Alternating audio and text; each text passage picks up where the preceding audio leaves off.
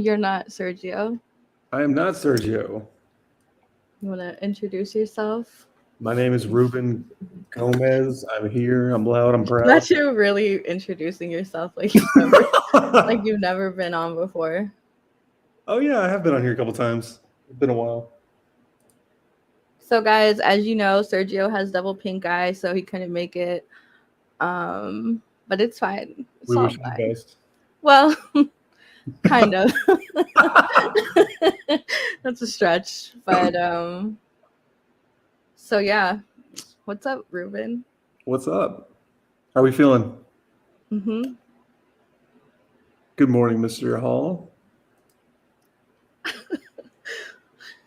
We're just gonna get to it because it's like supposed to be 90 degrees today in Seattle. I don't have an air conditioner. I need to go buy one as soon as the show wraps. The one time of the year that Seattle gets sun and Elle can't hang. I can't. Last year it got to like 109, 110, and no air conditioner, so we had to make swamp coolers because Wow. the AC units were like sold out everywhere. You couldn't get them from any store, not even like Amazon. They weren't delivering. I bet whenever it's hot there, it's like humid. It's just gross. I bet. It's just gross. All that moisture. Ugh, Ruben. Good morning, Tara. All right. So today we have. Let's call it a personal day. Be nice. Today we have Zack and John from Mindset, so I'm just gonna go ahead and bring them on now. High energy, Ruben. Okay, don't embarrass me. Thank you. Calm down. Good morning. Good morning. Good afternoon. Or afternoon. Thanks for having us. Absolutely. Thanks for coming. How are we feeling today? Good. Yeah. Really excited. Yeah. We're excited. Brains about. We released this thing just in a few days, so getting excited. Yeah. Lots to talk about. This was a heavy book. Just like I was telling him, like so much going on, so much insanity, and it all worked and flowed together. And I'm just very excited for the next issue. Thank you. Yeah, we can't wait. We're like, I was just saying before we came on that we've been working on it for so long that it's exciting to have everything trickling in now and just people getting excited. You also, I think announcement and release are two of the kind of most surreal kind of things because you're waiting for them for so long, and it doesn't ever feel real, and then it like happens, and then it's like, I don't know. We're very excited. I can't wait. Just 3 days or something like that. Crazy. Mm-hmm. How far into the creative process do you get before it's announced? I guess it always varies. I mean, for this one, when it was announced, issue 1 was done. Where were we in the process? Maybe we were wrapping 2, kind of. Possibly. Yeah, possibly. I'm trying to think when it got announced, but and what the heck? We're in June, maybe March. Maybe we were maybe we were in the middle of 2. And then I had probably written 3. I'm usually 1 script ahead of John, not too much. But and John is the one-stop shop. For those of you not familiar, he's art, colors. Hassan Osman El Hawas doing our letters, but John is there's no handing off to a colorist here. So and John kind of that is in the thick of it there. So I think when we first announced it, he was in the middle of 2. Yeah. That sounds right. I mean, like it's all a blur for me. It's like there's just a start point and then it's just continuous. So it feels like I've been doing it forever, even though it's not actually been that long. But we were kind of a little chunk of the way in when it got announced, and we just kind of plowing through it all now. But yeah, it's good. It's good for it to come out now and see the reactions, especially for us being where we're at now in the creative process and knowing where it's heading. And yeah, it's I think it was actually announced like the Friday or something before you were on the first time, Zach. And I just remember because it's like definitely my lane genre rise. And I was like, wait a minute. Because now, and then Adrian sent over, you know, the advanced reader super early. And I'm like, and I'm like, love the book. We can get into that later. But now I was like looking at the solicits and I'm like, dang, number 2 comes out when? But I'm like, yeah, but I guess like first world problems, like, okay, but yeah, you gotta wait. So it's very exciting. I'm super happy for you, and you know, with Breakout and Metal Society. And I did see the covers for Flash Forward. Oh, Forever Forward is my Forever Forward. Okay. Yeah, I got some fantastic covers on that. Yeah. So very exciting. This Mindset number 1 has a plethora of amazing covers, and it's just kind of funny because it's like, yo. There's John's A cover, which is gorgeous. Oh God, it's so good. And then, I mean, I think when they were asking us who do we want to do B covers for the whole series, we both our number 1 pick was like, can we get Martin? You know, it made a lot of sense. He's phenomenal. You know, the book has lots of aesthetic and tonal similarities to Department of Truth. So and John had invested on a Department of Truth issue. And so we were just so thrilled to get Martin to come on board. And this one's just awesome, just so good. But then, yeah, there's just a murderer's row of covers. I mean, I wouldn't imagine. I would imagine people probably want to pick up more than one. They're so good. There's Danny's cover and Chris Sheehan. And he had an amazing process video for how he did that cover, which was really cool to see on Twitter. That was ridiculous, that process video. Yeah. Just watching that. And then I've had, this is David Mack. I mean, talk about a dream come true to have David Mack do a cover. It's been kind of something I've been wanting for a very long time, and finally to have it happen, it was just incredible. And this is just really great because the whole thing is like about the meditation space, and so that he nailed that one. This is is that Matt Wilson on the left? Yeah, and then which is really, really cool. It's kind of funny, they both captured the screaming guy kind of vibe here. And Jacob Phillips did it too, although his cover had ones and zeros all throughout the details. I think I've had Jacob do a cover for me. He didn't do a cover on Metal Society, but he did a cover for Breakout, and his covers the A cover on Forever Forward. So which is sick. I love the A cover. It is so good.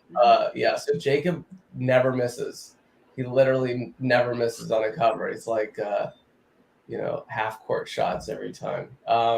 Yeah, a Max cover is amazing. And then there's a Christian Ward cover floating around here. Do you guys have that one? Yeah, that's it. Yeah, this is one of my favorites. Clever. What a clever cover, poking the brain.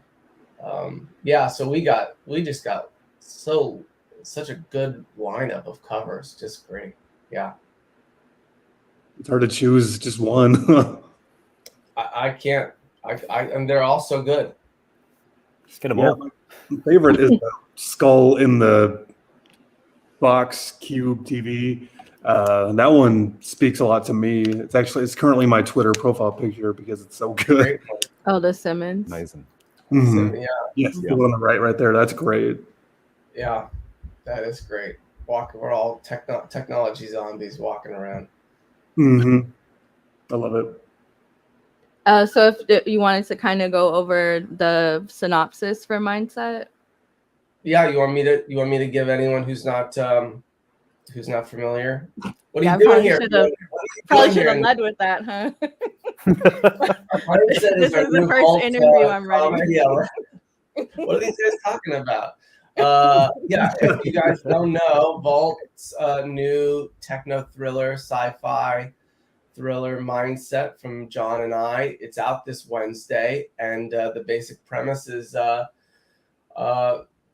this kind of grad school nobody, Ben Sharp and his friends, accidentally discover mind control. They discover a combination of light and sound that can actually control people's minds, and they decided to do something a little different with it. They decided to put it in an app to help, a meditation app to help free people of their technological addictions, because the meditation space is very hot right now with, you've got Calm and Headspace and stuff like that. So they decided to help us break our technology addictions and manipulative technology with good technology, mind control. What could go wrong? And the story opened, this Ben is being investigated for the murder of his investor, and he tells us it's all mind control. And basically the story is about how this app that they have goes to be viral. 1 billion people follow it, and it's a murder mystery thriller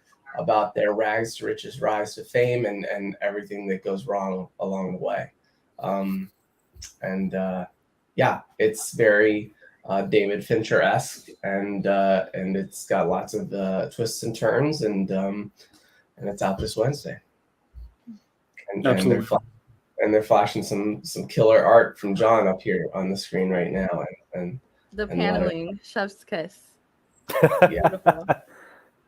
Yeah. There's a whole lot of chef's kisses in this book. A whole lot of, excuse me, just uniqueness. The word balloons, the way they flow, the way they come together, a whole lot going on there. It just complemented the book so much. The whole creative team is just like a perfect match. So much chemistry, because there's so much, everybody's work is complementing somebody else. Like the art, I can't see going in any other direction. It's just on point for the story, and it all came together and flowed perfectly. This book is just really well done, like down to the lettering.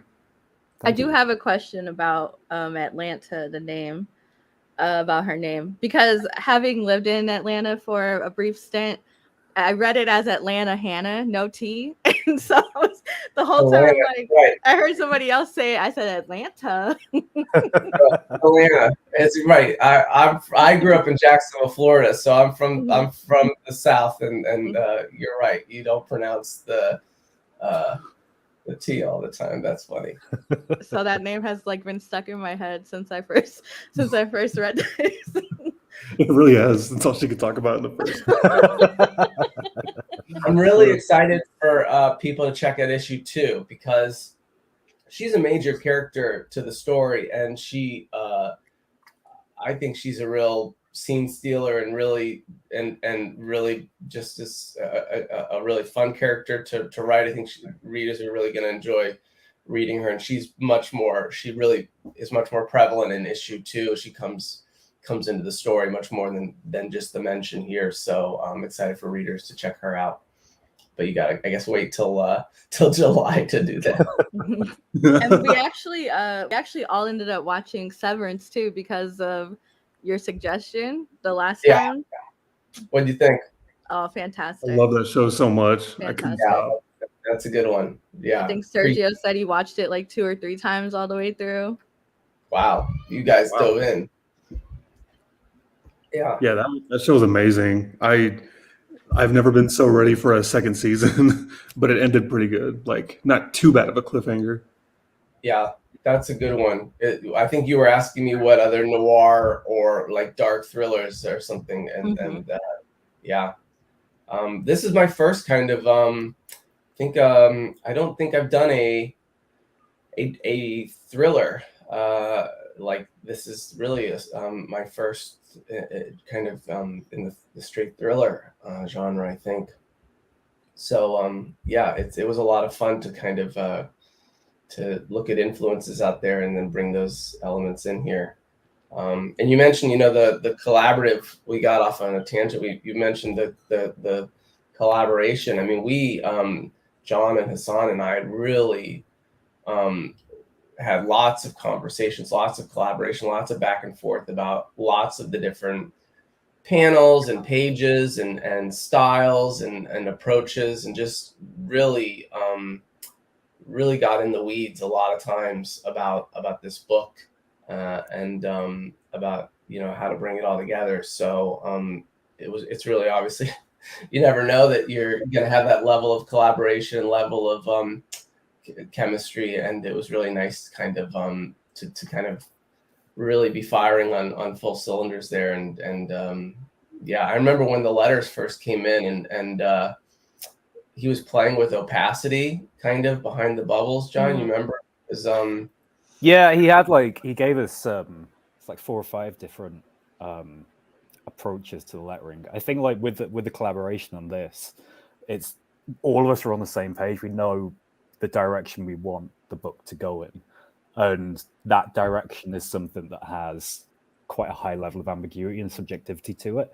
So we're all wanting to play an experiment and try and do something that's kind of interesting, a little bit different. And Hass has been absolutely perfect with that. He always wants to do something that's really sympathetic to the artwork and something that will kind of push it and elevate it. So a lot of the stuff that he's doing is just kind of pushing what I do in like really interesting directions. It's like with the mindset flash, the like zap thing. So he did a lot of the art. Oh yeah, I was gonna ask who is this a lettering or an art? So yeah, so it's both. So I mean, so Hass did the kind of the shock yourself stuff, and then all of the kind of electricity, kind of like signal stuff. But then I kind of slightly warped it and changed it, so it's that back and forth that we'll have. But it's the same with me and Zach as well. Like Zach will give me the scripts, and then we'll go through it, then we'll talk about the artwork, and then it'll influence changes in the script, and then likewise ideas for kind of scenes or framing or foreshadowing will kind of change what we're doing quite a lot. So yeah, the collaborative process has just been integral to everything. And not only will we change layouts as we collaborate, you know, but then I take some of the techniques that John's employing and I write them into future stories too, to try to continue to create some kind of visual iconography, so that, you know, as you read further issues, you'll see similarities and similar you know, layout elements and things being used again and again to kind of give the book a constant language. But, you know, that's from seeing John pull off some amazing layout and go, oh wow, this is really cool. Yeah. Oh, digital or traditional? John, you want to answer that? That's you see the what question. Do you think it is? So the idea with this, like weirdly, the approach to it is kind of linking in with the narrative ideas that we're doing as well. So if we have a story that's about mind control and an unreliable narrator, essentially, from it coming from Ben's perspective, but I kind of wanted it to have the artwork being that level of what is this, like an unreliable artist, I suppose. So the answer is it's both. So my process tends to be, I'll draw things traditionally, I'll do a bit of digital coloring, I'll print them onto G clays and then work on top of them, and then scan them back in and do a little bit more digital work. So it's both. It's a real meshing of different approaches. I can see that. It definitely works. That previous page that we had up, that was my favorite page of the whole book, just for a lot of reasons. The art, the colors, and just like the like, that's whenever we really knew what was going on with this app, with this new discovery. Yeah, I love this page so much.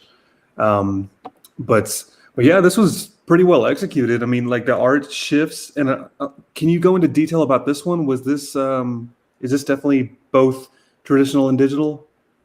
Yeah, I can't remember the extent for this one.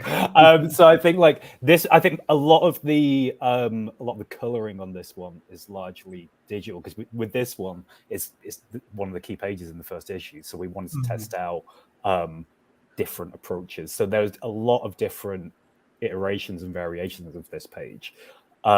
So there was kind of little changes in mixing. So with the kind of like the chromatic aberration effect, like the kind of splitting of the different colors, like all of that's digital, but the drawing itself is largely traditional. But yeah, throughout the series, that'll shift and change. And the thing I like is because it's a story dealing with technology, and stereotypically you will think that would be quite a clean style, but the story itself is dirty and gritty. So we want the artwork to reflect that and have that fluidity change. So yeah, so it's pretty ambiguous like each page. But yeah, this one is a real mix, but most of the coloring of this is digital. Yeah, I mean, that's the thing though. It's sci-fi, but it's not sci-fi, right? Because it's like you say, it's not clean, elevated sci-fi. It's like dirty, gritty thriller sci-fi. What were you gonna say, Riven? I was just going to say it's really interesting what art can do to the story. Like right now, looking at this page, I feel like if I was to see him speak, it would be like in a electronic auto-tune voice, just with everything going on. But yeah, just based on like what the art does to the life of the story, it's pretty cool. Cool. That's 100% the intention. It's trying to, I suppose, push those ideas and thoughts in the reader. And a lot of the time, the artwork will be enhancing the script or going completely against it. So what you're seeing, what you're reading, aren't always matching up entirely. And hopefully that, and the style as well, the style changes so much that it will have different impacts on you from an emotive point of view. So it's interesting that like you would look at that page and then think about the sound of that voice, and that sounds like it's almost like a tangible thing. It's like you can hear it. That's amazing. This is my personal favorite. And for it to be so early in the book, I said this is crazy. This is also to the writing, I think that Ben, how you wrote Ben is so fantastic. I love how he's like blaming everybody, and then he's like, okay, yeah, maybe it was my fault. Like the whole time I'm just like, I want to root for you.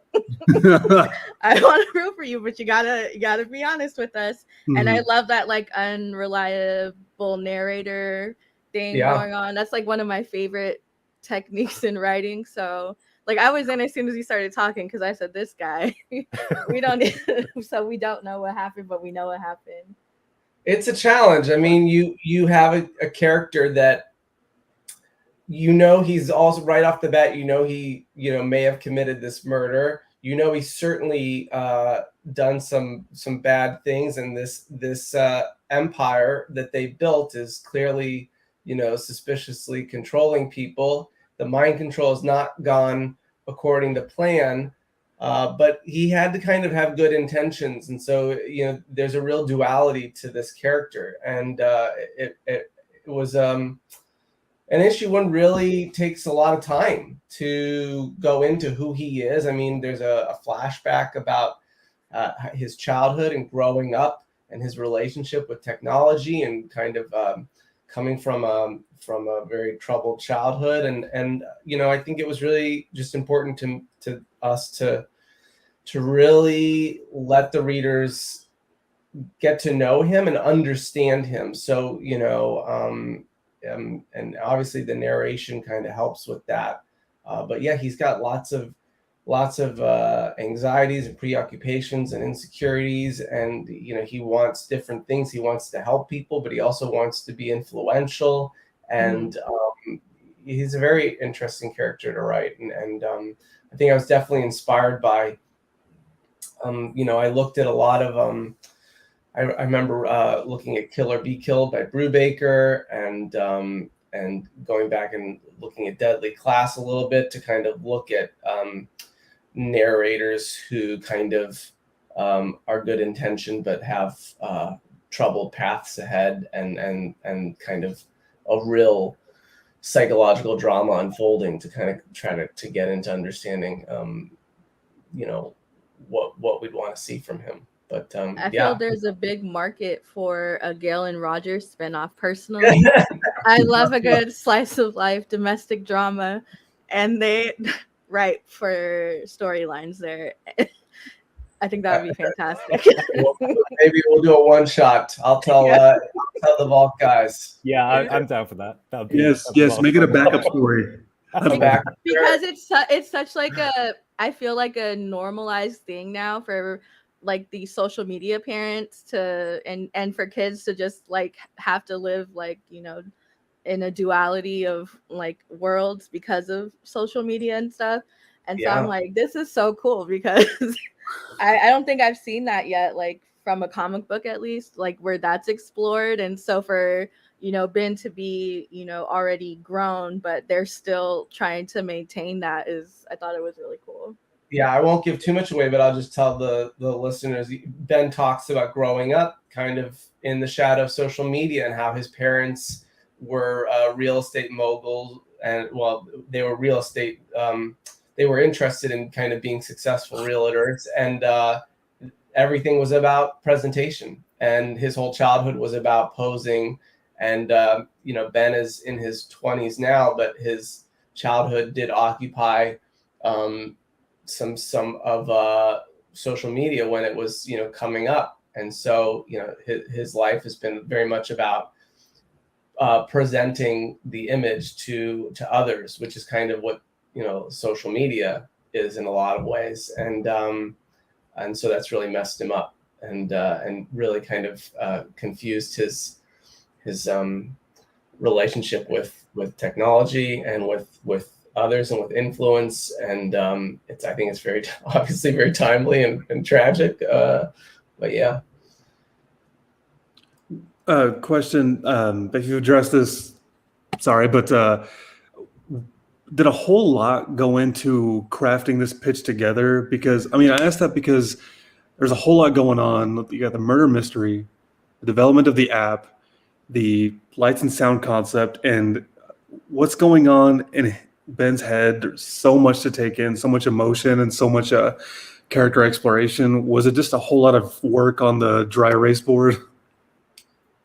I mean, it certainly was. Even before I think I got to John, I spent a lot of time on this one. I won't lie. This was I put a lot of thought into it. But I think once I had the basic shape of the story and the basic shape of the first issue and basic shape of the whole series, to be honest, I think even by the time I came to John, I was able to say, hey, here's the idea, here's the story, here's what issue 1 is, and here's everything. Because this idea you have to, I mean, there's a lot of layers. And so I had to have it all kind of thought out for John to be able to come on board and help me to create this world and this story and design and everything. So I think when I came to him, I had a lot of the narrative thought out. Obviously, there's discoveries that enhance it and make it even better. But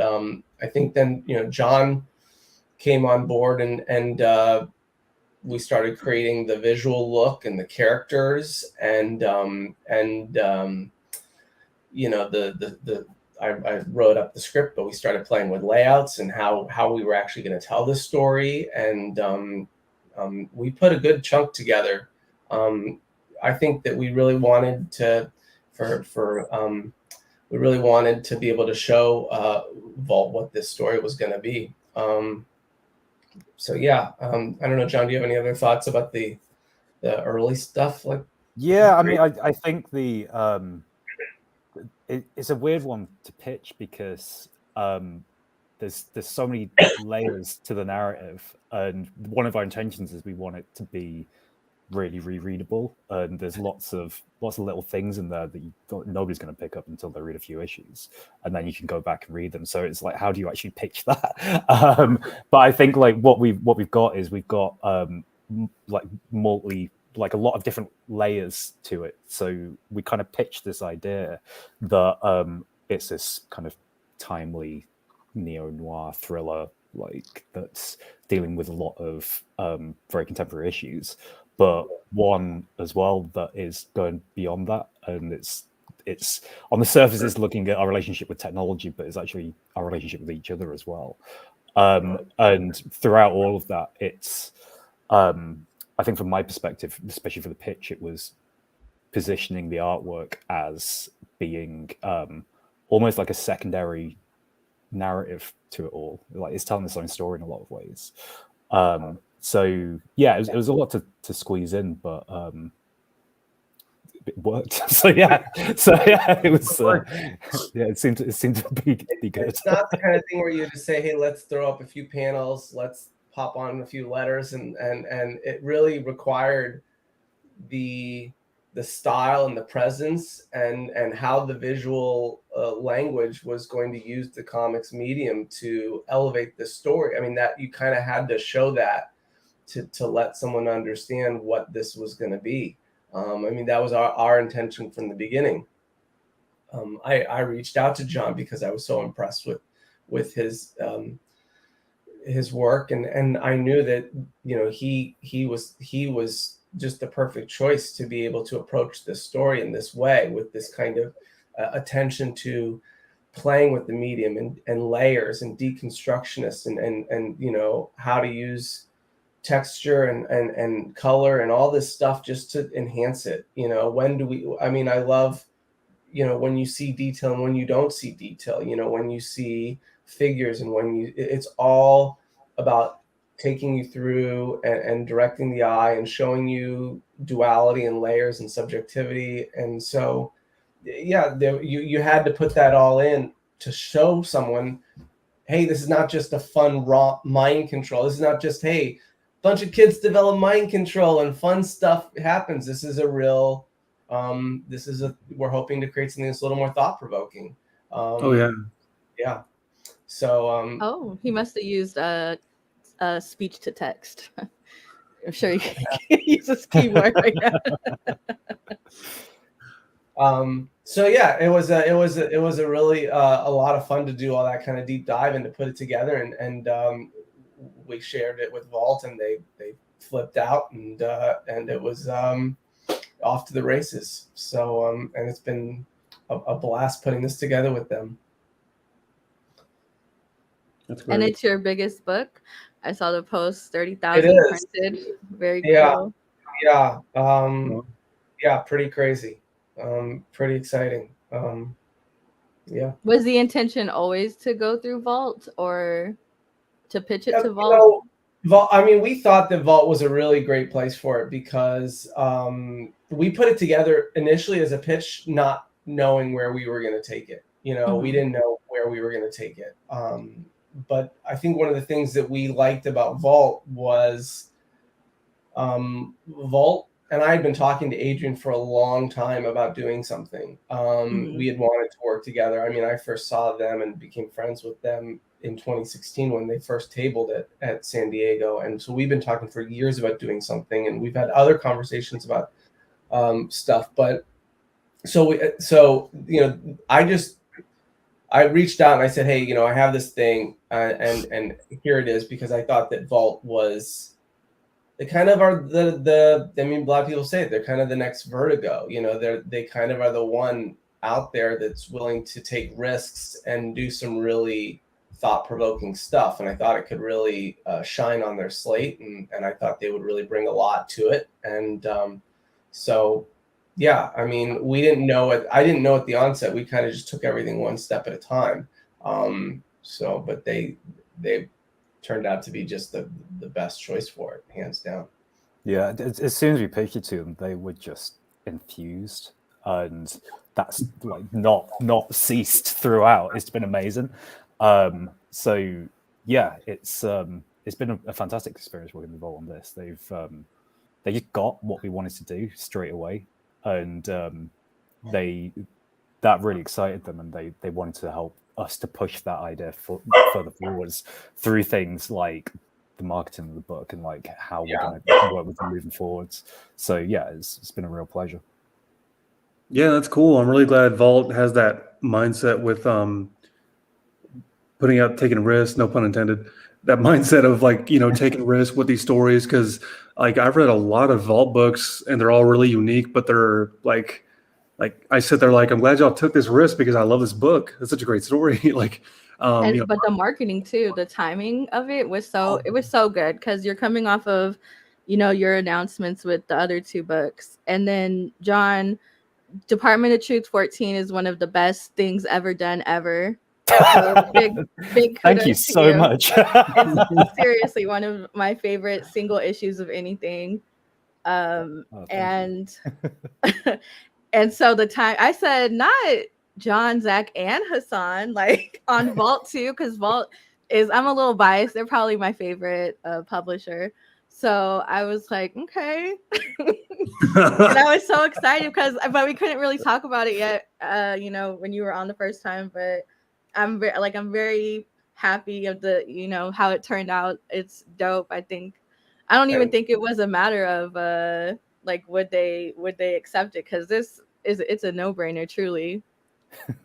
Thank you. Zack, do we know, or could you tell us about what you envision for this book? Is it a ongoing mini? What do we?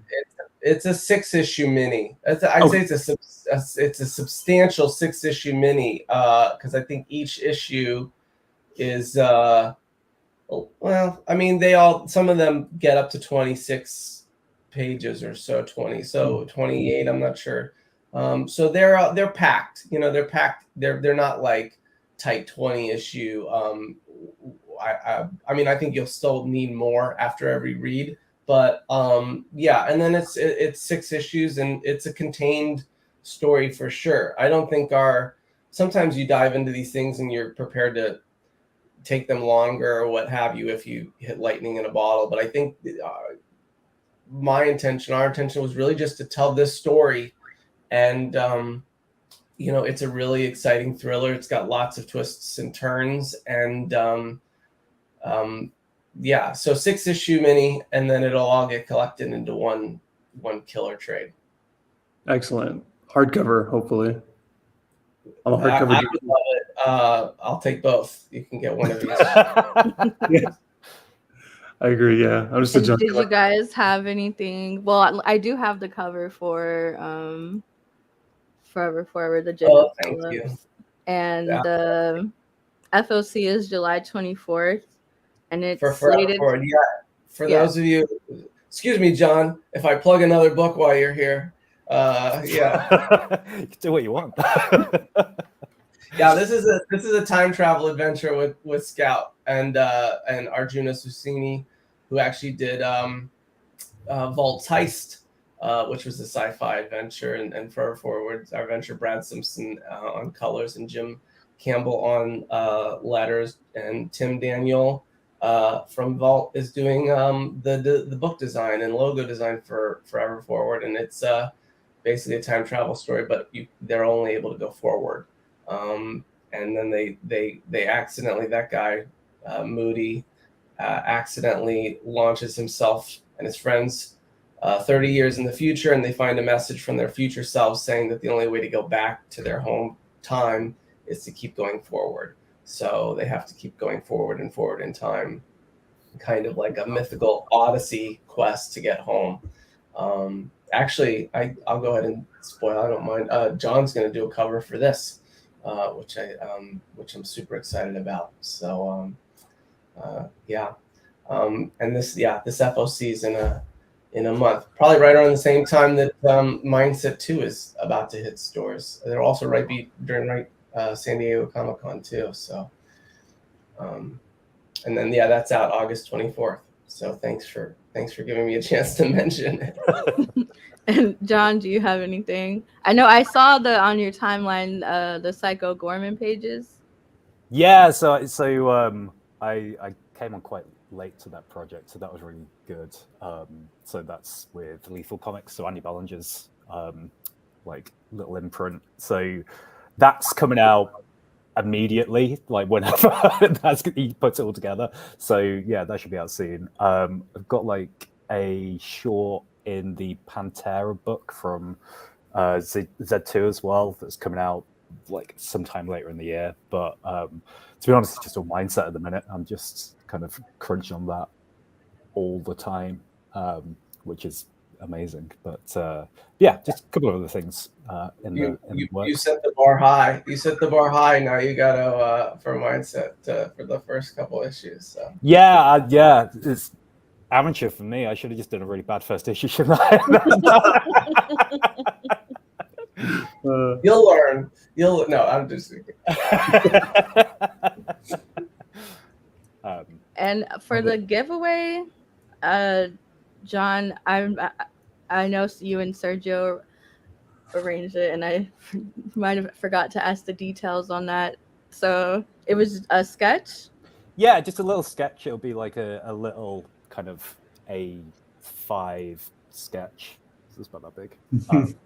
Americans have no idea what A sizes are. I just realized that. But yeah, it's a small, a small size. But yeah, I don't know how that's going to be judged with the hashtags across all platforms. Oh, well, I do have I share on my screen real fast. A winner? Yeah, we can do a winner real fast. I aggregated all of the data into during my screen time this week. So I'll shuffle it a couple times, and then do you want them to get in contact with you, or do you want them to go through us? Go through you, and then okay, we'll go from there. Ruben, I see your name is on here. I was like, do I qualify?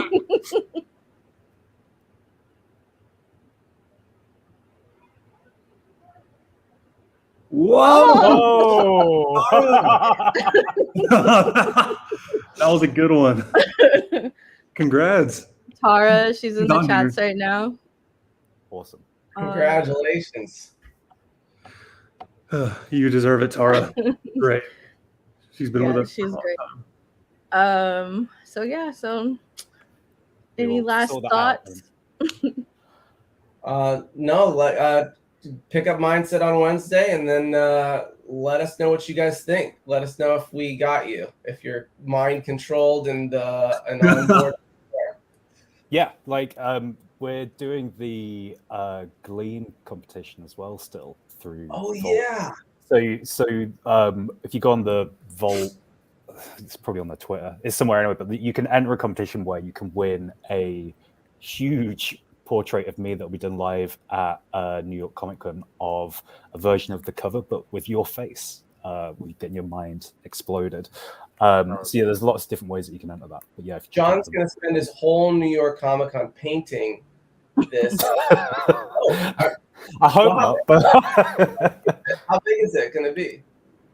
Well, I mean, it's down to Vault, but I mean, for me personally, I want it to be about 4 foot by 4 foot, like a nice big piece. That's big. That's big. Yeah, Ruben, that's big. About the size of your head, so they're gonna have a hard time. I don't mean like get back in the hotel room or anything but I mean you're gonna be on the floor probably. I think they talked about having you do it live at the booth. Yeah, I'm gonna do it live at the booth of the week. You're gonna spend several hours. It's a really big, large format piece, and he's gonna pick a winner. They're going to pick a winner through that Glean giveaway competition, and someone's going to get painted like the freaking cover. Their mind getting blown. It's amazing. I think they mentioned it's one of the, coolest, best giveaways they've done. So go to Vault's Twitter or somewhere, or Google Glean giveaway Vault Mindset, and there's all these different ways to accumulate points. And to enter that's a really awesome competition that they had going on. Yeah, and there's like a whole bunch of there's 11 different ways to enter. Yeah, to get and points. There's 19 days left. I'll post it in the chats. Awesome. The other thing is I'll be in America in 2 weeks. I'll be at Chicago Fan Expo and at GalaxyCon Richmond. So if anybody's around there and wants to come and say hello to me, then please do come down. John, you're selling mindset art? Yeah, I'm selling mindset art. There's another cover that has not been announced yet that I'll have just at those conventions. If all the other covers weren't enough, there's a special one, another one done by me. Another number one?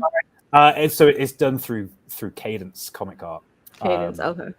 So yeah. Oh, so, I've seen that one. That's a great cover. Yeah. Yeah, so that'll be getting announced properly next week, I think. So we'll have them and a bunch of other stuff. So, and OK Comics, they have the signed book plates. The signed book right plates. now. Yeah, they've got them. So that's just new artwork just for those book plates. So that'll be with all of their orders. So check them out. If you're in the Los Angeles area, I am blessed enough to be doing a signing with David Mack on Wednesday at Golden Apple here in Los Angeles. He'll have a not just his cover, but Golden Apple did a black virgin variant of his cover. I think there's only a couple hundred issues, so you could pick that up and get it signed by us on Wednesday if you're in Los Angeles. And if not, then reach out to Golden Apple and see if you can score one. That's a pretty cool one. So yeah, that's great. Yeah, I think that's all I got.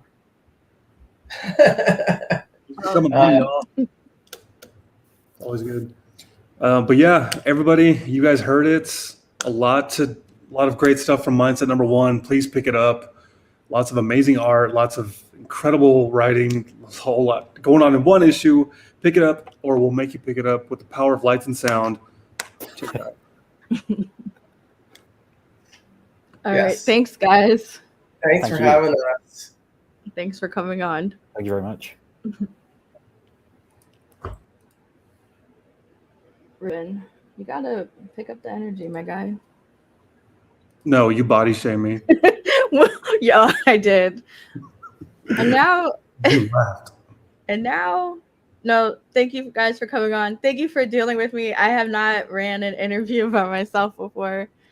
And Ruben was no help. So Thank you, Ruben. You know we're still live. Huh?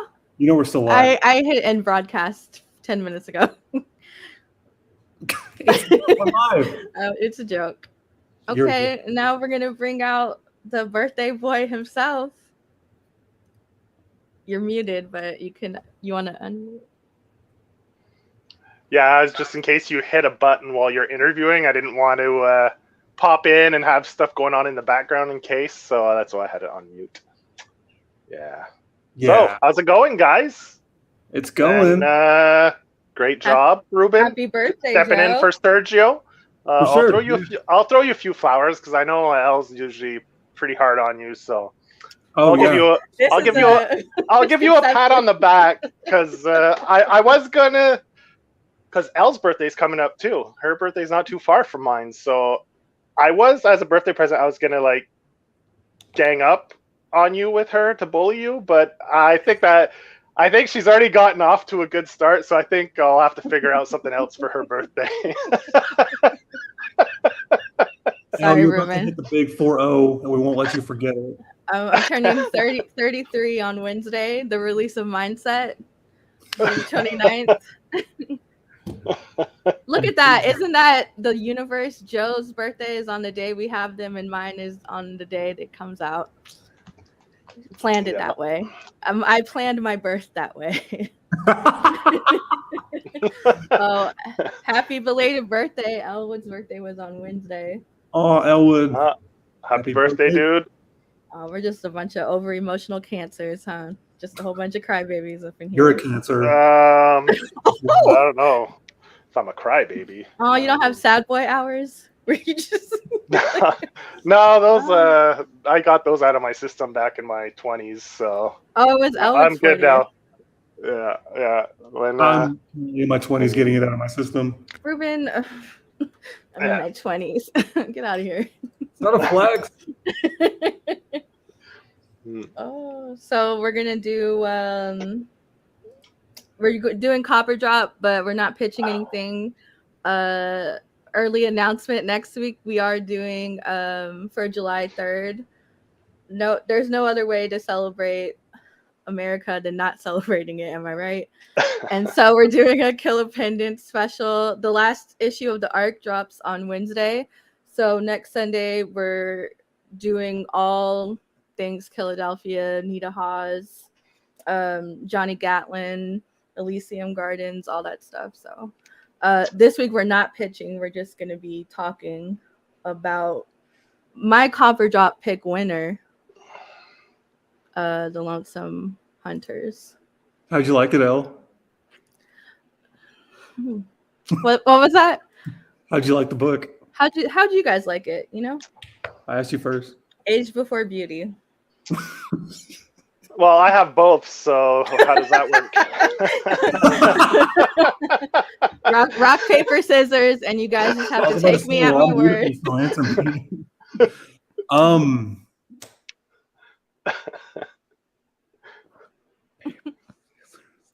Wait, no, I didn't say there that. You go. So does that mean I go? I didn't know you guys were really gonna do Good strategy. I don't care. I can go first if you guys don't want to talk about it. Yeah, it's that I accidentally didn't read it, so go ahead. Listen, I was packed with stuff for this episode. Yeah. So this got dropped. Yeah. I personally really enjoyed it, but I really enjoy Tyler Crook's stuff. He's done a lot of work over at Dark Horse mainly. He's worked with Jeff Lemire on a few books, a few of his Black Hammer stuff. He's done a few things like that. I don't know if he's actually taken on an entire book on his own or if this is his first one, like script and everything. This is his first. Yeah. And if it is, like, I mean, this guy's done a lot. Like, this guy's a beast. He does everything you see on the page is him on any project he does. He does the lettering, the art, A to Z, it's him. And now also he's attacking the story here, and I thought he did a fantastic job. This is a perfect first issue it leaves you on a cliffhanger at the end, like any good first issue should. That makes you want to anticipate the next one. And the art in it is fantastic. I'm a sucker for like that old man has to rise above and save the day. Like, I'm a sucker for those types of stories. It's nothing new. Like, I mean, it's run of the mill stuff for that type of thing. But the storytelling, the way he plots it out is fantastic. The way he sets up the character, the mindset he's in, where he's living, kind of, and I think it's fantastic. It was really good, solid first issue, and it gives you enough of the mythos, like the behind what the meat of the story is, to hook you enough in the first one. So they give you just enough, but not too much, to really get you into this first issue, and it's a beautiful book. Like Tyler Crook, there's one thing you can say about him is he always delivers beautiful pages, and there's no exception here. I'll agree with that. The art was definitely great. I was kind of hoping, Joe, that it was just like kind of a drop for you, because I'm kind of indifferent, to be honest. It's like I like what I was presented with, but the way it was utilized, I'm not sure how I feel about it. But it's like one of those things where I really want to, like, I would like to keep reading. I'm interested in how the story unfolds, like as a whole story. But I'm just like not excited to put this on my list, if that makes sense. I hope I didn't contradict myself, but yeah. So it's like, I wish I get it. It's definitely not. The pacing isn't quick. Like I said, this first issue is really a setup for like what's to come in the next issues, because by the last 2 pages, that's when things start to get hairy, right? And before that, it's really slow. It's more of a character development in the beginning. So it's a bit of a slow pace first issue, but they leave you with that cliffhanger at the end that, okay, this book is starting with issue 2, it's probably gonna start to hit the gas pedal a little bit. But I can see what you mean. Like, it was definitely a bit of a slower first issue. There's not a lot of action, but I think it was mainly like character development for this first issue. For sure, but it's just like, and then I look at the cover and it looks great, super cool, like for what's to come. And I'm just like, I mean, I like what I'm seeing, but as far as the book altogether, just indifferent. But again, I would keep reading, but maybe trade weight it if that. I feel like the more I try to say I dig it, but not on more of a drop. Everything is better in full volumes, right? Like, I hate the month-to-month stuff. Like I've said it before, if the industry went to original graphic novels or graphic novels entirely, I would be in heaven. But that's not the case in North American comic culture. Isn't like that. unlike Japan and Europe. But hey, I mean, you got to live with it, right? So it's either be patient, like you said, and wait for the trade to drop. Because, like you said, I think any story is better read in its entirety, one straight through without having to read. Let's say you read this, then you read like 12 other issues that aren't related. Then you come back to it a month later, and the details can get lost or convoluted with other stories, and so like I'm a big fan of the trade weight. So I'd agree with you there that it definitely probably get more out of it in a trade. Also, like the fine details, you might just completely forget about it when the next issue comes back or comes out. So you're constantly rereading issues just to try to remember certain details, which can get annoying, especially when you don't have as much time sometimes, and I think you lose the magic of the story a little bit that way. But I mean, that's comics in North America, so we got to live with it. And normally with floppy issues, you read it, you bag and board it, and then you never open it again. And it's like, dang it, I don't remember this character. How did he get introduced? Like, don't make me bust open my bag so I can reread this one page, So yeah, there's definitely that's a heavy topic, like trade weighting. Like, is everything better in trade, or is it only some or most stories? That's a lot to go into that. Well, I call my boxes coffins, so. Yeah. What's I feel like is a really fun month-to-month read is always like Something is Killing the Children. I feel like it has such like a cinematic feel to it that I enjoy reading it monthly.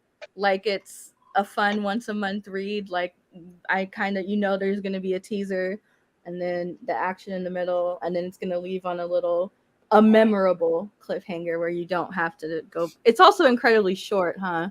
It's like, what, 20 pages? The issues are not very long, so 22, 28, depending, it ranges between 22 and 28, a standard comic, depending on how much the creator can convince the publisher to put into the book, because it does go at is it a $2.99 price tag or $3.99 in the States? For $3.99. Yeah, generally, $3.99 are comics, so they have budget restraints there. They can only fit so many pages into a single issue, so that can affect how the story is told from issue to issue, right? Mm-hmm. So it's a cop? For me, it's a cop. I love, but I'm a fan of Tyler Crook, so for me, as soon as I saw he had a book coming out, I was like, instantly, it was on my poll. I have it on my poll, so yeah, for me, it's a cop for sure, definitely. Ruben? I need it in explicit words. I need you to say it out loud. I think Ruben is going to do a drop to trade. Is probably what Ruben is going for. And I haven't finished reading it yet, but it's a cop for me. I like a slow burn. I like the art and the storyline. It's got a bit. Like, what is the storyline? Is it like a Satanist group? It's something has to do with, it's not witches. I think it has to do with Satanism, stuff like that. So, I mean, just to let people know what kind of the story is, right? That's basically what it is. He's, who is he part of? Is he part of the church? They kind of explain it briefly, but they don't get into major detail. Mm-hmm. And he's there to fight against, right, these other groups of Satanists or this or that, and then boom, jumps to the future. He's a young lad, and then now he's an old man, and they're kind of walking back the story backwards, right, explaining it as we go along in the present, which is I like that type of storytelling. So, but you were saying earlier, I like the stories where it's like an old guy or lady, and they have to use the youth to kind of navigate the world now. Take unwillingly taking someone under their wing, whether they want to or not. Like they're forced into this mentor role where where they just want to be left alone and live their lives out and die. Ruben, perfect example. you bringing the younger kids on to kind of What younger kids will bring on? Ruben like dialed out. He's like, he's sick of the bullying. He's like, he's gone into his safe place in his mind. The penguin, you know, the penguin. He's sliding around with the penguin. I don't know. You're probably. I don't know if people get that reference, but you know. Ruben. Oh, so which one? Who wants to go first for Copper Drop? We can review. You guys, I'm tired. I was like, we can review. Let's start over. I'll go first. Just based on your picks. I'm my therapy dog. Hold on. And Ruben, you tell me what book do you want to go first? Because he's going to talk about Aquaman for sure. Or did that not come out this week? Surprisingly, kind of, but not, huh? Okay. That'd be my guess. I know you're a big Aquaman fan, right? Yeah. Yeah. But that came out. I'm not that old yet. I remember things. Ruben. Why would you start out with number 1? Oh, this is your number 1? Yes. Hold on, guys. Did you get it backwards? I did. I sent you the list. I know, but I put them in reverse on accident. You know that. Ruben, I am a one-woman show this week. I'm tired. All right, guys. Number 3 for this week for me was definitely World's Finest. This book has been just fun. Like, out of continuity, stands on its own. Just if you're a fan of DC, like this is a lot of fun.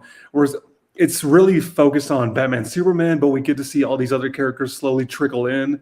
The art is amazing. Dan Mora, I know, has a bright future at DC. Everything he puts out is just amazing.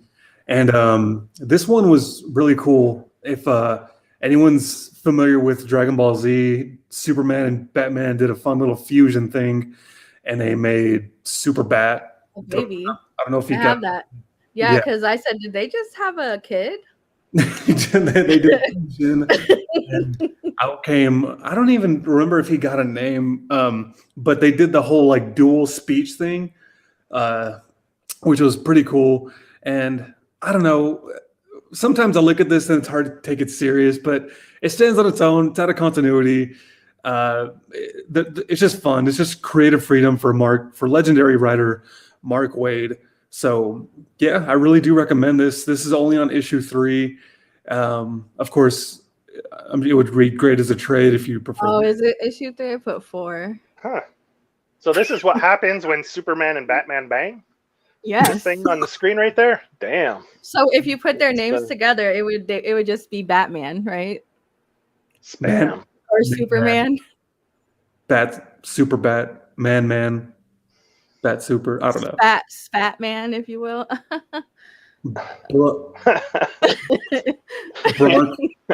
Clark. Yeah.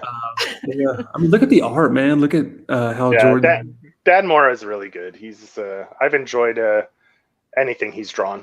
Like I think the first time I saw his stuff was in the Morrison Claws. Was the first time I saw his stuff. Yeah.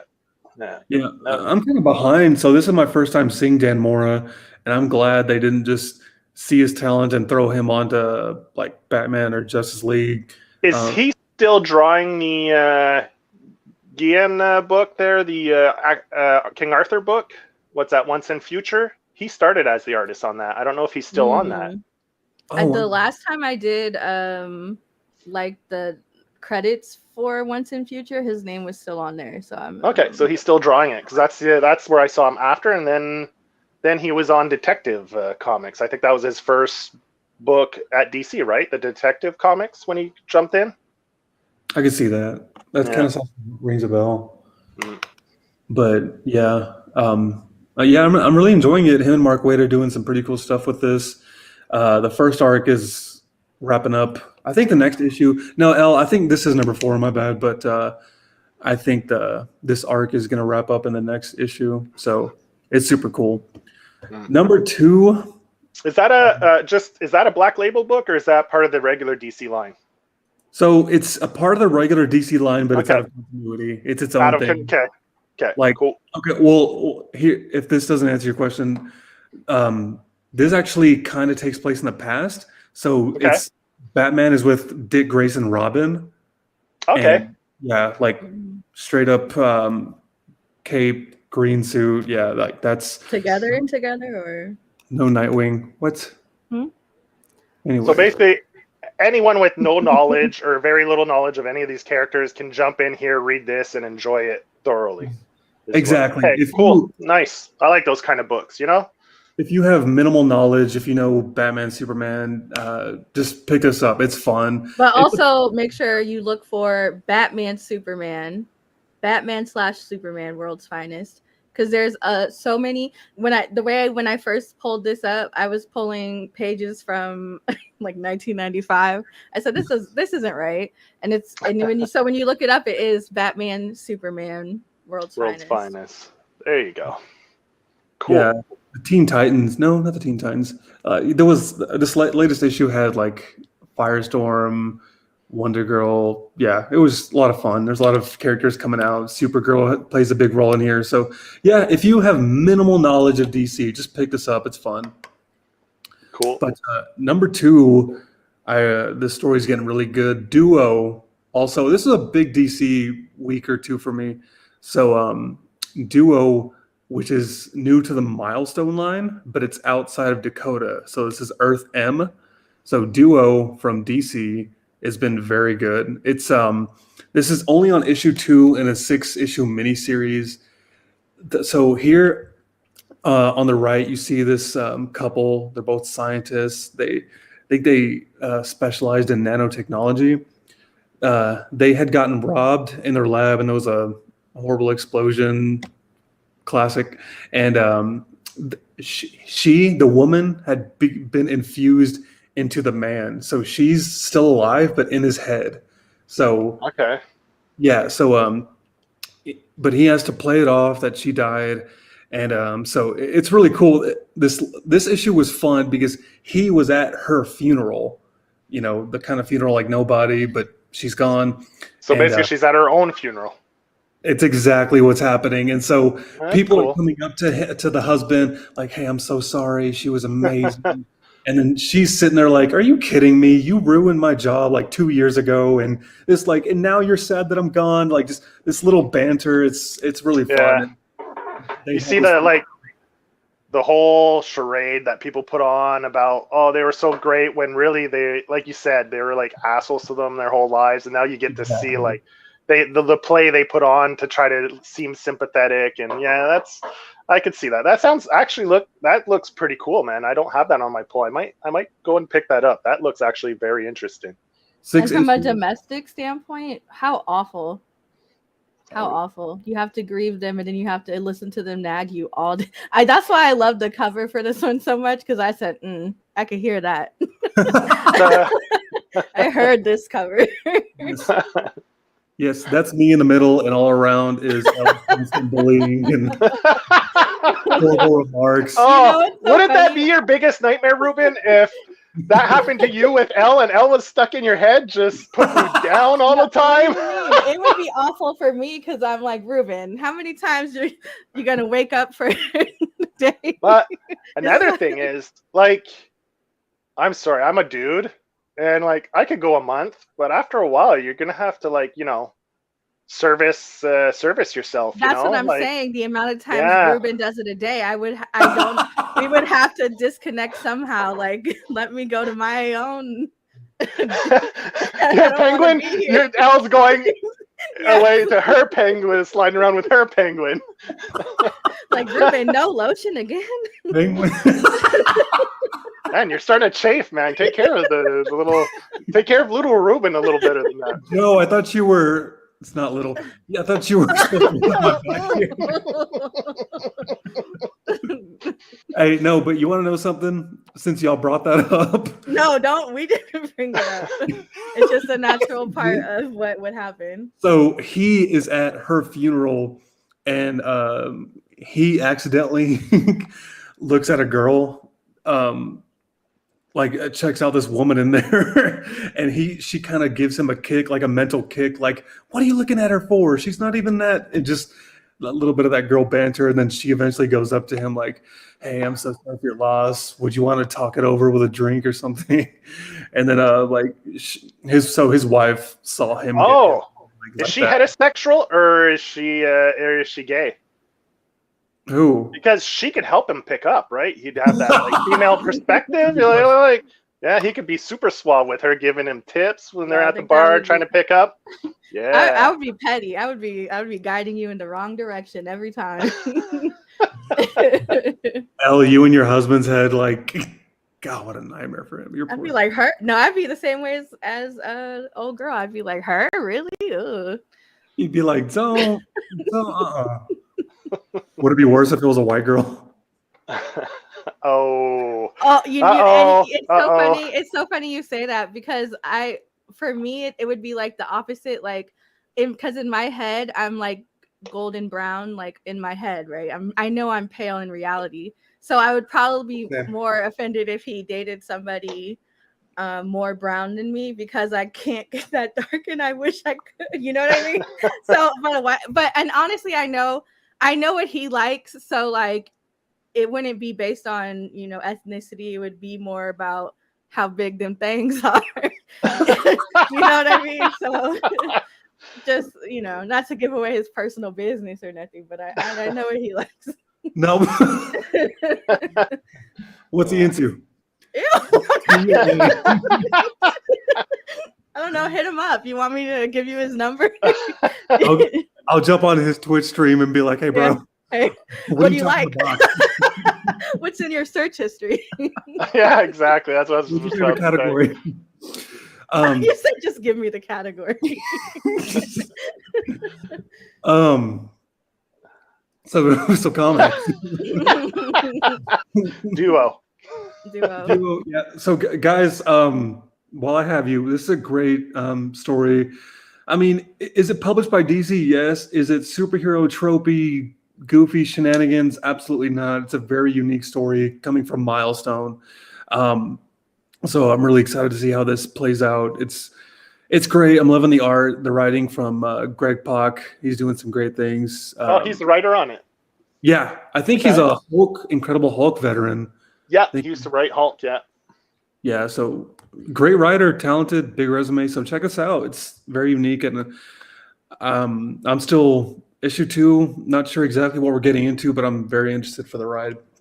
Number 1 is definitely Dark Knights of Steel. This came out previously last week before, but I didn't go to my LCS to pick it up. I had a busy week. But if you're really a DC nerd, this is a treat. Like, I'm not huge on like Game of Thrones, Lord of the Rings type genre. It's just it's not me. I grew up loving sci-fi, but like everything but like the medieval kind of genre. But this is really fun. It's really cool seeing some of your favorite characters just being used in this type of way. Like here we have Batman riding Beast Boy, who turned into a dragon. Really great art. It's been amazing.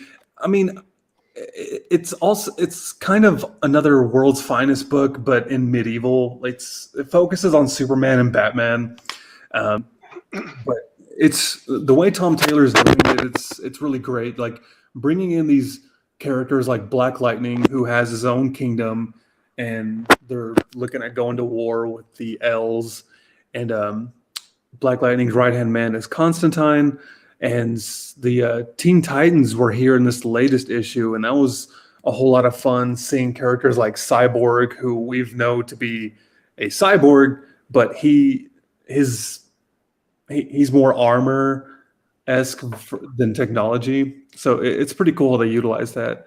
I feel like I'm forgetting something. Yeah, and like Batman, his Robins are like squires running around. But this is really fun. Are you reading this, Joe? No, I don't pick up very much Marvel or DC anymore. I'm now that the Universe app is available in Canada, I think I'm going to be reading most of my DC and stuff through that. Okay, yeah, I saw this on there. I know they got the 6-month in between, but yeah, I recommend checking this out if you're into the genre. This has definitely been fun seeing all these characters and these different takes. I've been enjoying it, and the art is great. And I don't think Tom Taylor's done anything that I haven't enjoyed that I've read. I say that, but no, yeah, I really like his stuff. The covers are great, but yeah, that's my top 3. Nice. I'm definitely going to look into Duo. That sounded really awesome. I'm definitely going to go and pick that one up. Yeah, it's definitely fun, and the covers are pretty fun. Cool. So am I up next, Elle, or what's going on? Yes. I have no particular. No order. I have no particular order, so just throw it up on the screen and I'll talk about it. Okay, apologies for these awful quality images for this, because for whatever reason, Amazon and Kindle, like when you export you can't export it, first of all, and then when you get screeners off of there, they always end up subpar. Oh, they have it encrypted, so you can't do screenshots some way? No, I can do screenshots, but it's never like the same quality as if okay. And anyway, what's whatever. so funny? Where is my banner for this? Hold on. Oh, here we go. Go ahead. All right. A professional. Yeah. So mine are in no particular order because I read so much stuff. It's hard to say what's 1, 2, 3, 4, 5. But month after month since this came out, Heavy Metal Drummer is probably my favorite book. This is the one. I'll go 2-3 weeks without going to the shop, but if this comes out, I'm definitely hitting the shop that week. Like, I love this book. This is my favorite book on shelves right now. Heavy Metal Drummer number 5. This one wasn't as good as the 4 previous because Heavy Metal Drummer is kind of a cosmic, psychological, surreal story. And this one had a little less of that cosmic, psychedelic stuff because each issue has these crazy, like psychedelic, cosmic scenes in it. And this one had a lot less as opposed to the 4 previous issues. It was still very good. I love this book. This is issue 5. It's a 6-issue series. So there's one more left. And I didn't go check to see when the trade drops. But Behemoth sometimes, like for Cinnamon, it took them a long time to put the trade out. So I don't know when the trade's coming out. You might have to wait a while for this because we're already 5 issues in. And I went the other day to go check for the floppies on the Behemoth site. And I think issue 4 is sold out. Every other issue is available except for issue 4. So even if you wanted to get the floppies, you could only get, I think, the 5, 1, 2, 3, and then 5. And 4 you'd have to go around hunting in shops for. So, I mean, take that into consideration. If but you don't mind digital, on Kindle and Amazon, they're only $1.99. So, that's a pretty good deal. Yeah, like, yeah. But I love this book. The art, it's got that, that indie style art. The writer for this, there's 2 writers. There's a guy from Kiefer Fenlow. He's like a filmmaker from Australia. Teams up with Emilio Pleskin, who also wrote other Behemoth books. I think the Gardener and Purple Oblivion, which are also great, that have body horror elements. Like this has a lot of body horror. And these guys love this type of body horror vibe with the psychedelic, weird, surreal aspects to it. So if you dig that stuff, pick this up. You're gonna love it. It's fantastic if you're into that body horror, kind of off the wall psychedelic stuff. It's awesome.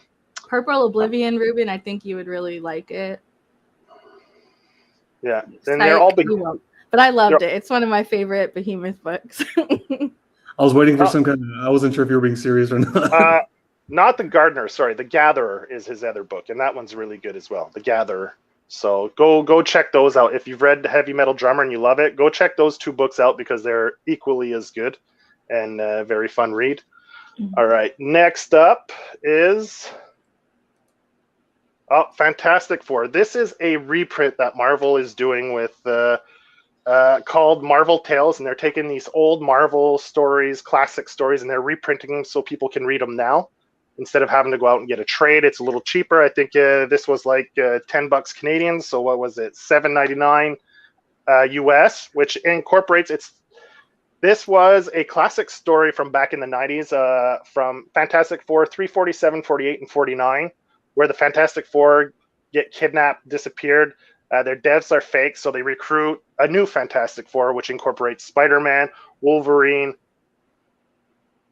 Hulk and Ghost Rider. And when I was a young teenager when this hit back in the 90s, so I dug this, man. These were like all my favorite characters, like under the Fantastic Four banner, teaming up, and I loved it. And I think it's great that they're doing these Marvel tales to reprint these old stories that have influenced like Marvel Comics as you go. And the story, like I said, the Fantastic Four disappear. These guys come in. It takes place on Monster Island. The Skrulls are involved because they impersonate what's her name? Who's the wife of Reed Richards? Sue Storm. Sue Storm, yeah. She impersonates Sue Storm to manipulate them to go over here. And there's like the Skrulls are hiding conspiracy. They don't know how the Skrulls are, and it kind of catapulted all those other stories. What was the one secret? Anyway, where they find out a lot of people are actually Skrulls on the planet. And anyway, so this kind of influences a lot of those stories to come. And art, it's written by Walt Simonson, which is he's a legend. Wait, Simonson. You guys ignore my go ahead and ignore the things I put. I was confused. I thought you thought it was the new, because yes, they put out a new story, but they put this out alongside the new, because there's a new Fantastic Four miniseries that's out right now, but they decide to release this at the same time simultaneously, so people can get caught up on the old story. See, when I saw your slides, Joe, I said, I mean, I don't know if he's having a stroke for his birthday, because I was so confused, and I said, I'm just going to put it all and he'll explain it. Yeah, so this is the original story, because they have a miniseries that's out right now, and they decide to put this Marvel Tales out at the same time, so people can buy this, read up, because they make jokes in the new one at this story, kind of like in the new one, the Vulture is there, and he's talking about how he has to go to the hospital to get chemo for his colon cancer, because at one point in the 90s, the Vulture was going through, he had cancer. Anyway, they make all kinds of little jokes, like jabs at old stories from the 90s in the new one. And this is the original story. It's written by Walt Simonson, and he was both doing the story and the art, but they brought in Arthur Adams to do the art on this one because he needed a break. He just wanted to do the story. So they put together this story, and he drew it, and I love him. He's fantastic. Anyone who collected the Marvel cards from the 90s, like he did a lot of the Marvel cards from the 90s, from the original series, and he did that one classic cover for Classic X-Men #1, I think it is. He did the cover with the whole group. Fantastic artist. Like, he was in the 90s. He didn't get too many regular gigs because he couldn't meet deadlines. So it's nice to be able to have him do like a short three-issue arc on this. So, I mean, this is a part of my childhood, and it's definitely, I picked it for nostalgic reasons.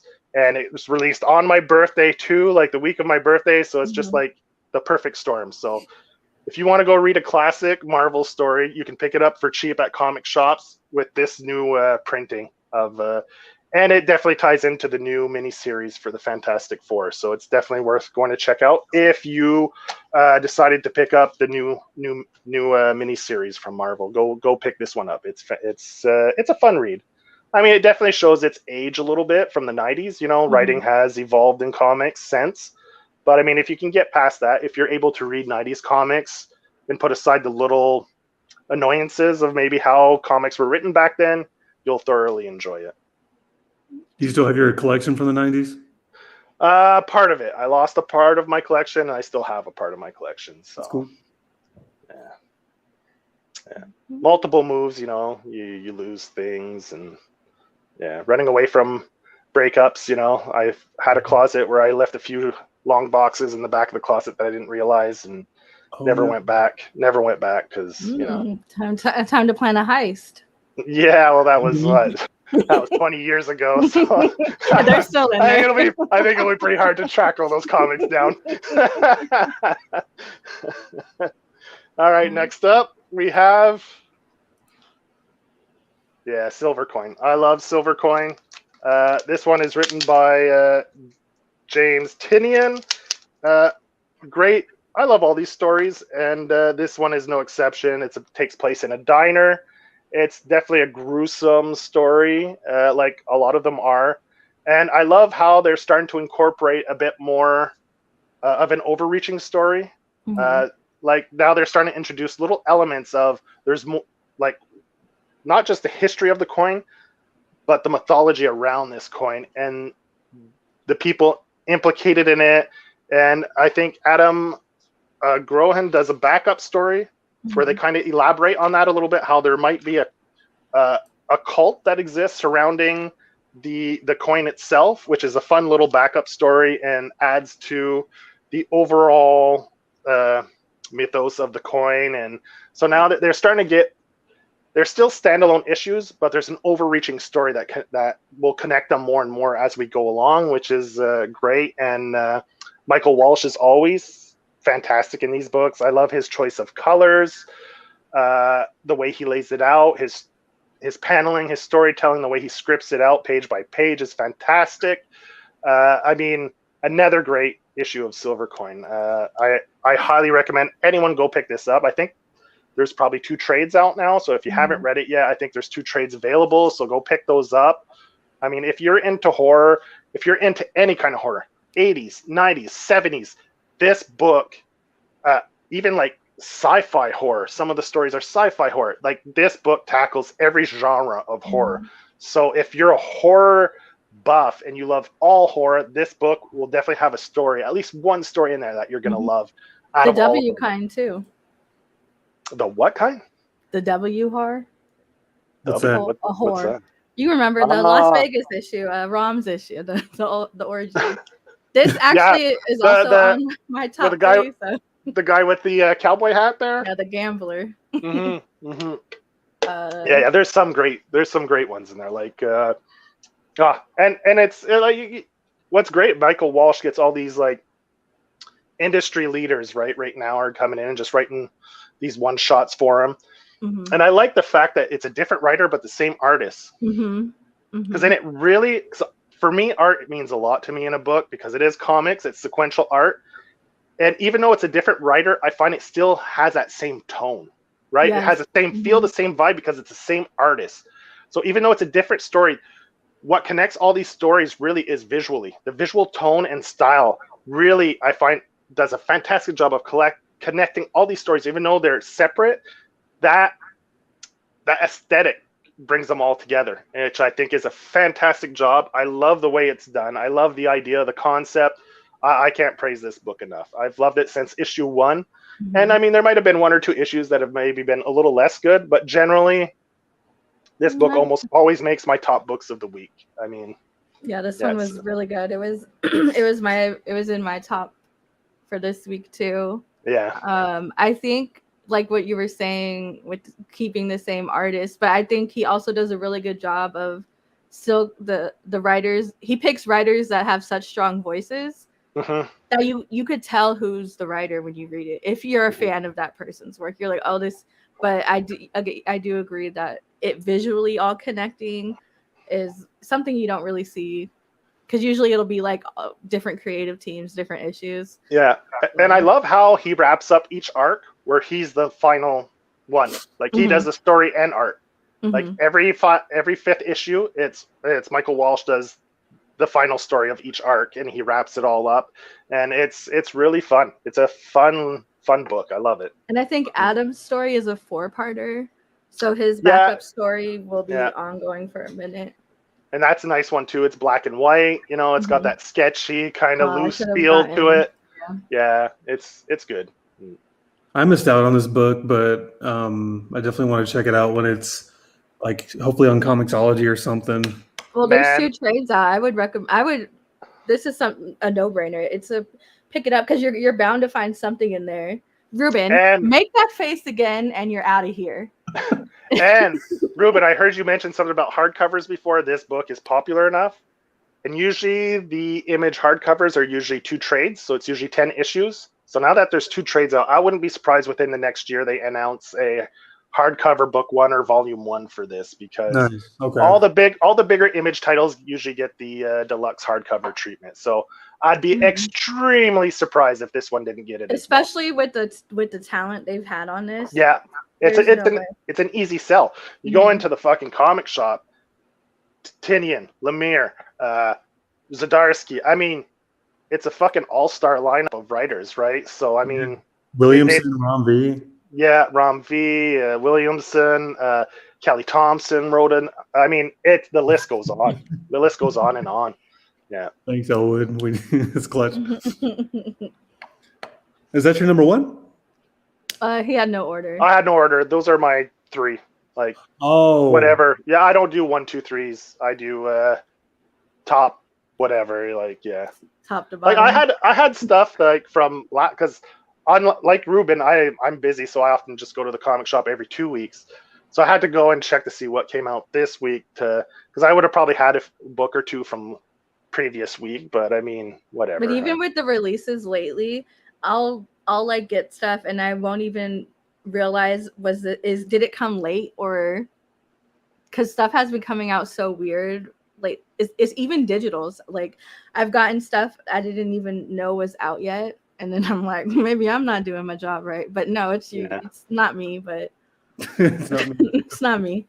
So one of my picks is Bloodstained Teeth number 3. I'm not be real with you guys. I said drop during Coffer Drop for this series. I thought the first issue was like all over the place. I was like, I get what's going on, but it was just a lot going on. And I didn't like necessarily appreciate the cohesiveness of it because I felt like it wasn't there. But then the second issue dropped and I said, I'm not going to read this, but I did. And I loved it. Yeah. And so are you reading it? I've read issue 1. I still haven't gotten to issue 2 and 3. I just picked up number 3 this week. And I love the first one just because it felt like a Vertigo book. Yeah. Which is why, like, I'm probably going to read it sometime this week. I like reading 2 or 3 books at a time. Like, I usually like to collect 2 or 3 of them before, like I said, I'm not into the month by month. I usually like to get like 2, 3, maybe 4, and then I'll just do a mini binge.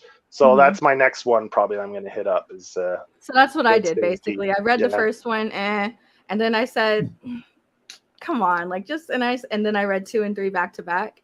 And number 2, definitely, if you like the vibes in the first one, I feel like number 2 just really knows what it's doing and where it's going. So it really like dives into that. And we have like a clear path on what the story is. Like, well, we know it is. He's Atticus. He's been tasked to kill all of his fledglings because he shouldn't have been doing that. And so all the people he's turned to vampires, he has to go back and kill. And so each issue is focusing on one of his children per se. And so the second one is about Duke Ellis, the boxer, which was a fantastic. I didn't like the cover. I'm gonna be real. I thought it was a little it's a little stereotypical, but once you read it, it's dope. It was really good. I said I'm in. And then this third one, and what I like so much about this one is, they go into more about his friend, the guy in the backseat. He's not there. He's in his head, which is established in the first issue. And so a lot of these panels, like I left the words on because they're transparent. And so the scene in the background is him recounting a story, and them in the foreground is them now in the present talking about it, but in his head because he's actually driving. And so I thought it was cool how they played with perspective in this issue a lot. And then they're in the car the whole time. They're not and the color blocking and stuff. So in my opinion, it's really redeemed itself. I like the episodic feel of it now. Each issue is based on a different one of his kids, I guess.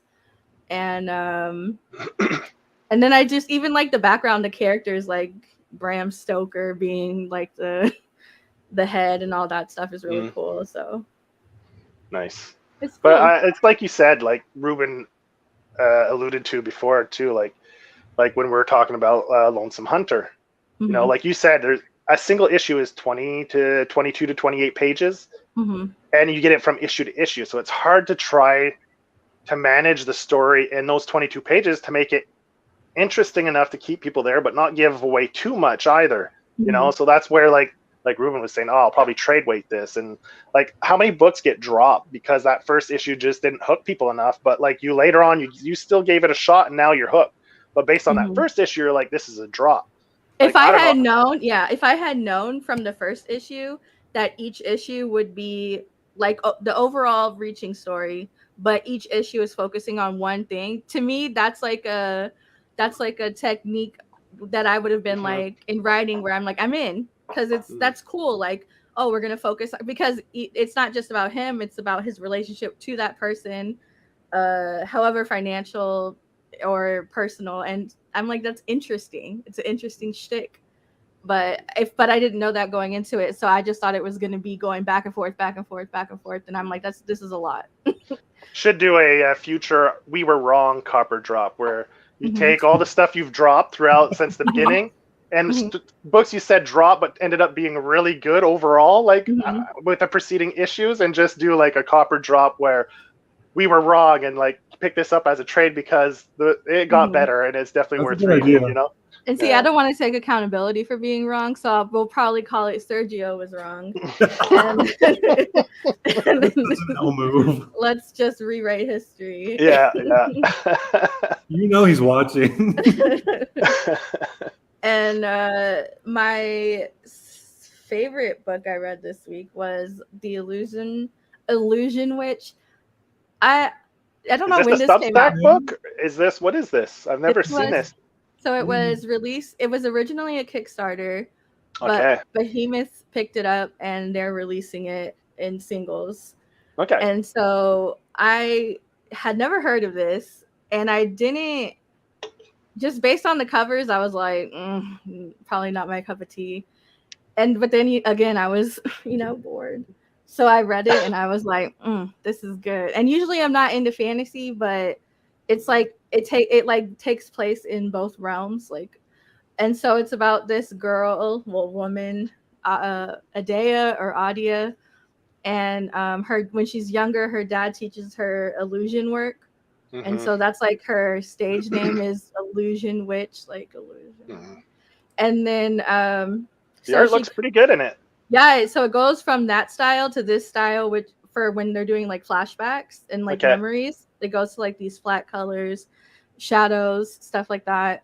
And so she ends up losing her dad, but she becomes like, she kind of disassociates herself from her illusion work and her personal life. And so she's not there when her dad dies. And then history kind of repeats itself when she gets married and she has a kid who's sick, and she can't go through that again. And she abandons the son and her ex-husband. So the son dies. This is all in the very beginning, not spoiler. And so we're introduced to her now, and she's like low-key a bitch. Like nobody likes her. She's real blunt and rude. She's not apologetic. She owns that she was a bad mom. I see why you like this book. It sounds really familiar to me. Okay, I might be a bitch, but I'm a good mom. And no, but I meant to make my comment before you said the bad mom part. Okay. All the stuff before the bad mom part sounded like you. Unapologetic, rude, blunt. But lovable. There's that too. So she's like about to do this like big show, and her ex-husband is calling her because it's like the anniversary of their son's death, and he's like, come to this charity event, and she's just like, no, I can make $500,000 right now. Like, I'm not about to go to a charity event and be sad and so meanwhile, in this other realm, you got this guy fighting this thing, no context. It just switches all of a sudden. And I was like, what is this? Because I didn't know it was like a fantasy book. I just liked her outfit on the cover of the book. And so there's like this alternate dimension. And then there's like this badger who has look, hear me out. There's like badger don't care. This badger gets this key and he goes into the earth realm, and he's trying to find Adia for some reason. And apparently like she's the key to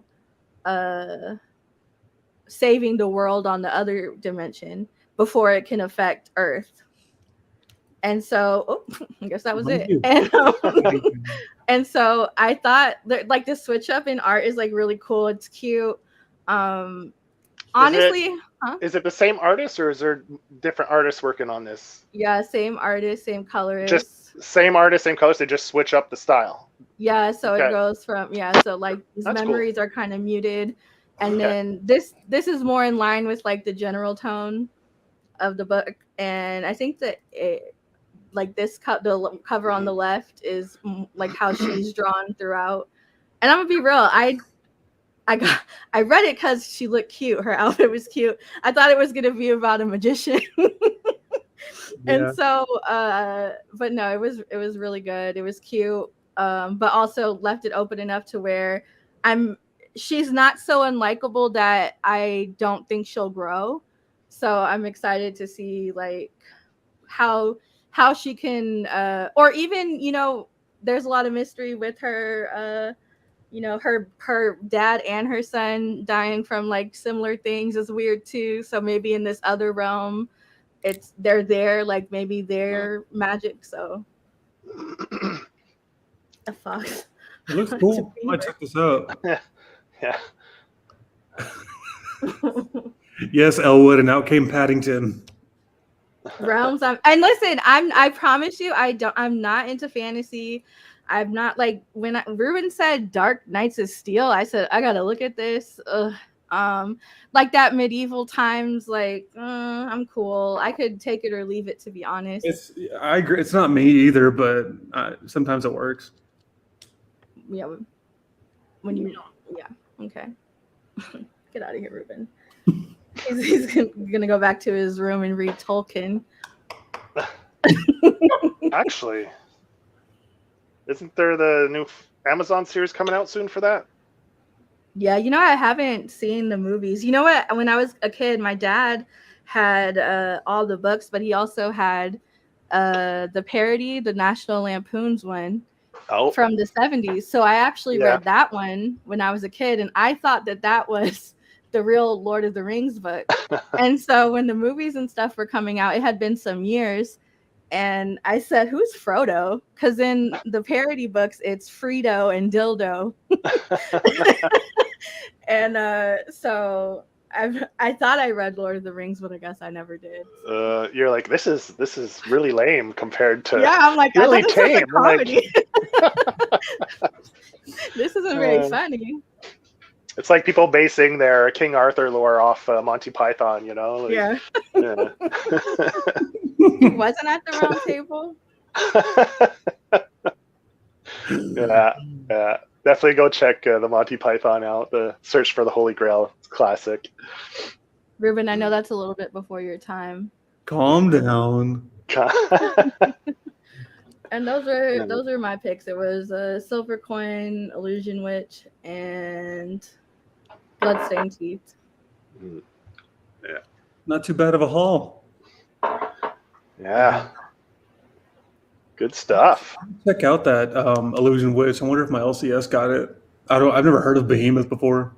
No, Ruben. Found footage. I think you might have been in that book. What? Yeah. It's about a creep. Found footage. It's about right. I think I haven't read number 2 yet. I know number 2 came out. The book is called Found Footage? Yeah. Is that number 2? It's designed like a VHS tape. Yeah, I have it on my TV stand. It looks like and it pulls out. Mm-hmm. It's pretty cool. Pulls out like that. Mm-hmm. Yeah, it's really cool. You read it. Landscape. Oh, wow, interesting. Yeah, there's 2 of them. Sorry, 2 of them. It's not DC. I was like, is that an actual Behemoth? You said a Behemoth. DVD, VHS, Ruben. I know that's from before your time too. I grew up with orange Nickelodeon VHS tapes. I remember when they were black. You remember when Nickelodeon? No, I had orange Nickelodeon tapes too. So get out of here with that. I'm a 90s baby, and you know that. 90 what? 99. You said 92? 1992? Yes. Oh, you really are only 3 years younger than me. I thought you were playing with me. I thought you were trying to imply that I was super older than you the other day. Okay. The other day, last night. Yeah, well, all days blur together. I told you I was gonna get drunk last night. Not me. I was responsible. I cut back for this occasion. So again, we're doing on July 3rd a Independence Day special, all things Philadelphia. Nita Hawes, Elysium Gardens, Johnny Gatlin. I think there's another one, right? 20 Degrees Past. That's in the same universe with the zombies. So all of that we'll be talking about. You guys have anything extra to add? Mm-hmm. No, man. It was just nice to be back. I hadn't done a pod in like 2 months now, so that's why I asked you. I said, where is he? It was fun. It was fun to get on and chat about comics. I always enjoy it. It's always a good time. I wanted to say thanks to people who gave me some birthday wishes in the chats. Thanks a lot. Appreciate it. With the Skittles. Yeah, that's gonna suck the rainbow off and then send them to you. Yeah, well, that's from a previous private conversation that we've had. So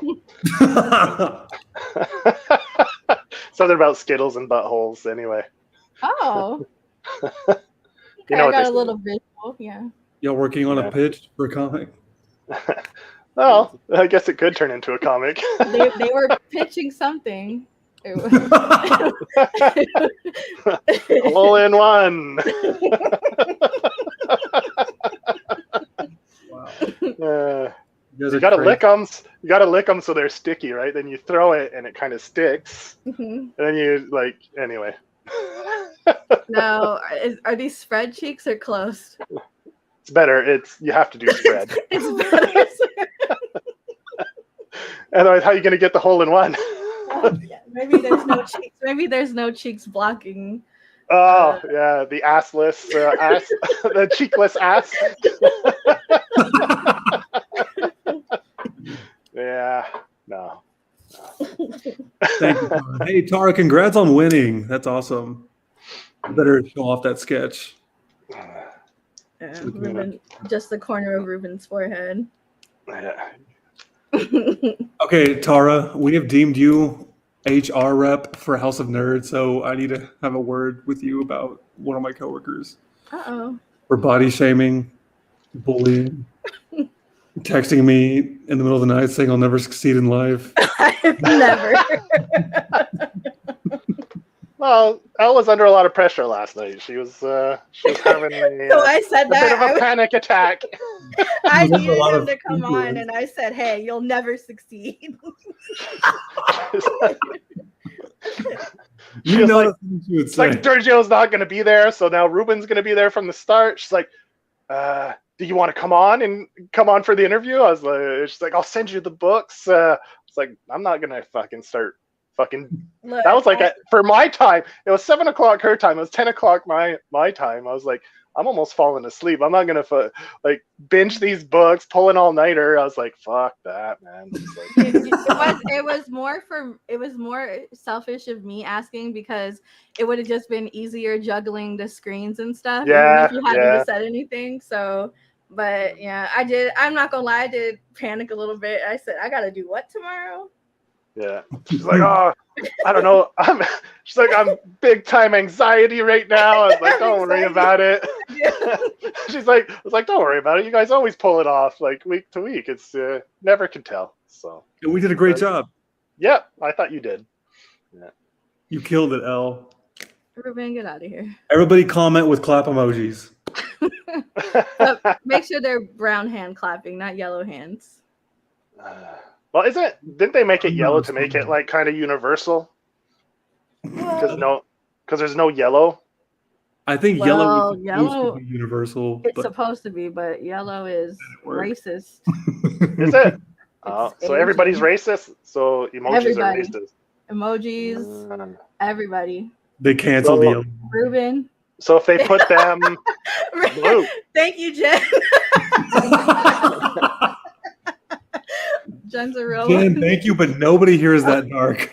Cookie. I don't even know how to change the color of my emojis. You just have to hold on to the emoji, and it'll show you the palette. Oh yeah, you have a palette. You can just keep your finger on it.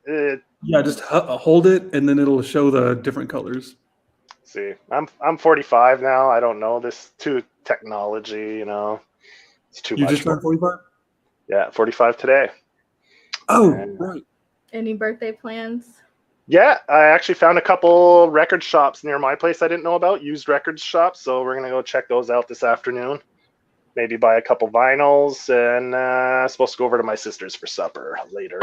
Yeah. Nice. Yeah. Do you get to request what she cooks, or?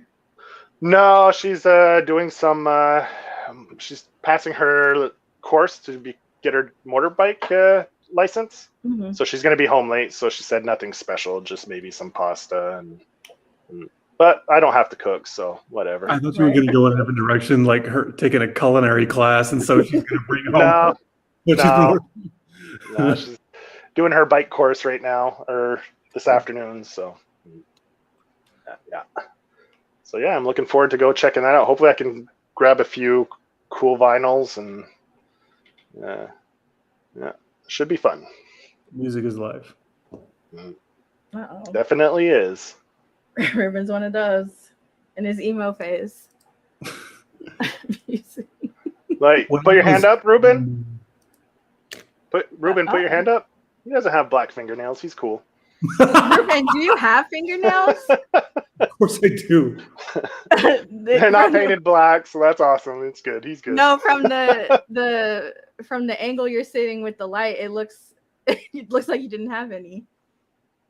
Which isn't it? There's nothing wrong with that if you just have skin fingers. Look, when I was a young boy, my father took me to the city to see a marching band. Yeah, you're one of those. I knew it. I knew it. I definitely won't be picking that vinyl up. Uh-oh. I like his comics. I just don't like his band. My brother went through a heavy emo phase in high school, and the way he used to flat iron, mind you, we're black. The way he used to flat iron his hair to have a little swoop and wear a guy liner and stuff, and then listen to My Chemical Romance. In hindsight, I know he was embarrassed. Like that. This is your big emo phase. Yeah. Going to Warped Tour. Warped Tour for emo?